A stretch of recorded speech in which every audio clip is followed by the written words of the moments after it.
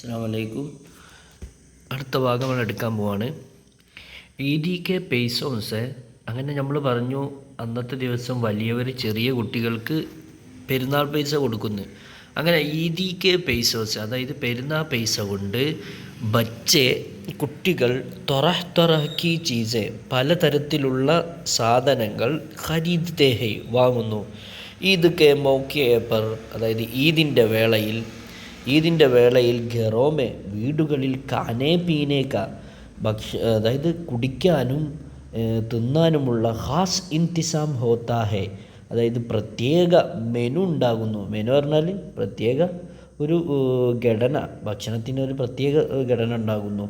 Is മൗക്കെ പർ, ഈ വേളകളിൽ ദോസ്ത്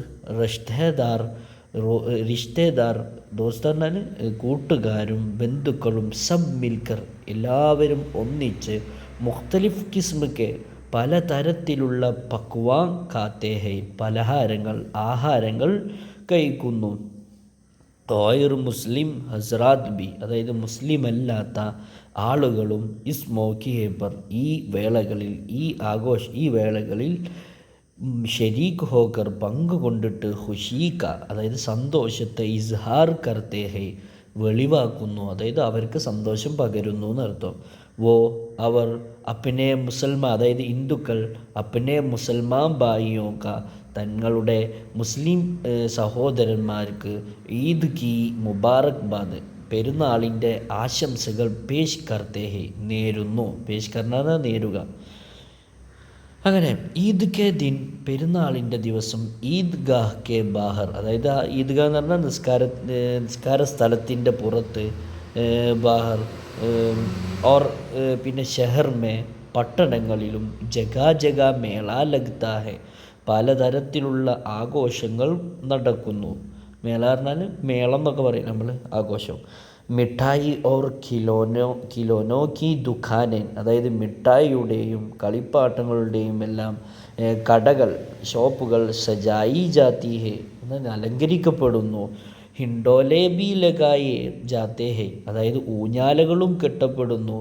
ജിന്മേ, ആ ഊഞ്ഞാലകളിൽ ബച്ചെ കുട്ടികൾ ജൂൽത്തേ ഹെ, അതായത് ആടിത്തിമിർക്കുന്നു, അതായത് ആടുന്നു.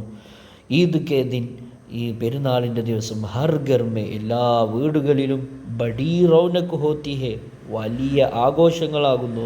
റൗനക്ക് എന്ന് പറഞ്ഞാൽ ആഘോഷമുണ്ട്, കോലാഹലം എന്നൊക്കെ ഉണ്ട് കേട്ടോ, അതൊക്കെ ഒരർത്ഥമാണ്. മാത്രമല്ല ഓർ ബാസാറോമേ, അങ്ങാടികളിലും ചഹൽ പഹൽ രഹത്തി ഹേ, അതായത് ആഘോഷങ്ങൾ കൊണ്ടാടുന്നു, കോലാഹലങ്ങൾ ഉണ്ടാകുന്നു.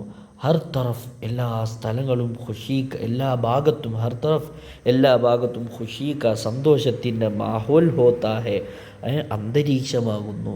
എവിടെ നോക്കിയാലും പെരുന്നാളിൻ്റെ ദിവസം വളരെ സന്തോഷമായിരിക്കും. അപ്പോൾ പാഠം നമ്മളത് കഴിഞ്ഞിരിക്കുന്നു. എല്ലാവരും ശരിക്കും പോലെ വായിച്ച് മനസ്സിലാക്കി പഠിക്കുക. അസ്സലാമു അലൈക്കും.